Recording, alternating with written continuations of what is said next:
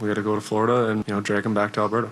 Drag him back to Alberta, hey? Look, we all saw what McDavid did in Game 4. He broke the all-time assist record in a 4-point night as he and the Oilers put a beatdown on Florida 8-1. But if they were going to drag him back to Alberta, as McDavid said, it was going to take another Herculean effort. And by God, that's exactly what we got. This was about as good as it gets when it comes to playoff hockey. Tensions at all-time highs, momentum swings both ways, big stops on both sides of the ice, bodies flying everywhere, absolutely sickening stuff from McDavid, and just jaw-dropping action right to the very end. You add to that records being broken, scoring at a pace we haven't seen in decades, and yeah, this game honestly left me questioning what we are witnessing right now. So, with that, how about we get into it? Now, early on, the goalies were tested on both ends, with the Oilers getting a huge early stop from Skinner. Get that puck out of here, as this looked very much like that save from Game 4. And just like Game 4, after Kulak got called for high sticking, it would put the Panthers on the power play early with a big chance. So, on that power play, it's D to D, but it's intercepted. It's Brown in alone to the backhand, and he scores. Deja vu all over again. It's a great read from Brown that leads to another shorty from the Oilers with a guy in the box, first time ever in back-to-back games. And check out this insane stat showing just how dramatically things have turned in this series recently. But yeah, not only did they get that shorty, but Barkov was then called for a cross-check shortly after, which was now a massive opportunity for Edmonton. Having said that, battle for the puck, and Nugent Hopkins called for the hook to negate that, which gave us some open ice, and that's when the bodies began flying all over the place. And despite outshooting the Panthers, it was actually Skinner, in my opinion, who had the bigger saves early on. And as the Oilers were strong, the Panthers were not. They just played sloppy, gripping the sticks a little too tight. They seemed nervous, and just not a great opening period that looked uncharacteristic. And so with Edmonton dangerous right to the dying seconds, putting on that pressure, it led to an end of period penalty, which would give the Oilers the man advantage to start the second period. And as we head over to the second period, while the Oilers did have a few good looks on that power play, with seconds to go, it's a Booch bomb and they score! Barely on the power play, but it is a power play goal for Hyman as the Oilers took a big time 2-goal lead. Bouchard, by the way, just the fourth D-man in NHL history to hit 30 points in a postseason. And he was just getting started. But just minutes later, it's Foegele keeping the play alive, which eventually leads to McDavid down low, and he scores. One that Bob absolutely needs to have. He's been so good low, but McDavid finds a hole, and the Oilers now put up 3 goals on 14 shots. And that was now 10 straight for the Oilers. But just when it seemed the Panthers were down and out, couldn't get a thing going, it's a turnover. Tkachuk lost behind the D, and he scores. A turnover leads to Tkachuk all alone, and it's his first in 9 games, but it's a big one, beating Skinner glove side as he keeps things interesting. And while it did seem to get Florida going, Tkachuk again for Ekman-Larsson, who is stopped, the Oilers just kept coming back, pressuring again, and it led to a penalty again. And my God, was McDavid buzzing out there. Comes down, slips his way through for Perry, and they score. What a play from the captain, slicing and dicing his way through 4 Panthers, dishing apples like no one before to extend his record. Just a beautiful sequence to regain that 3-goal lead. And while we're in awe at this, for McDavid, it seems like just another Tuesday night. Now, with this, Bouchard also broke the all-time assist record for a defenseman. And you may say, this had to be the heartbreaker, right? Nah. Florida comes right back, rebound, and they score. It's Rodriguez just 14 seconds later to get Florida back to within just 2, as we were now in a dogfight, folks. A wild back and forth game. McDavid flying in again, but it was Florida who began putting their game together, getting several fantastic looks, and they were finally looking like themselves as they outshot the Oilers 16-10 in the middle frame. But through 2 periods, it was now 4-2 heading into the third and final period, where it was just 4 minutes in. Tkachuk to Ekman-Larsson, and he scores. Hammering one glove side. It's his second of the playoffs. playoffs, and the Panthers were now just one shot away from tying this hockey game. And things were getting a bit rowdy now. It was a tight game, so much at stake, as here it's Tkachuk brought down, and it is a penalty, but it's 2 penalties, as Holloway gets called for the hook, but Tkachuk called for embellishing. So